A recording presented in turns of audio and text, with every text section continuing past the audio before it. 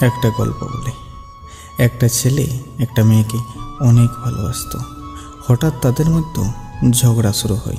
ছেলেটা মেয়েটাকে অনেক সরি বলে, কিন্তু মেয়েটা রাগ করে থাকে। সারা রাত ছেলেটা মেয়েটাকে কল দেয়, মেসেজ করে, সরি বলে।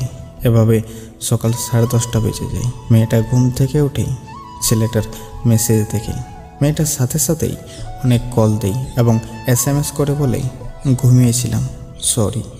কিন্তু মেয়েটা জানতো না যে ছেলেটা ফাঁসির দড়িতে ঝুলছে। থাকতে কদর দাও প্রিয়, তাহলেই ভালোবাসা সুন্দর।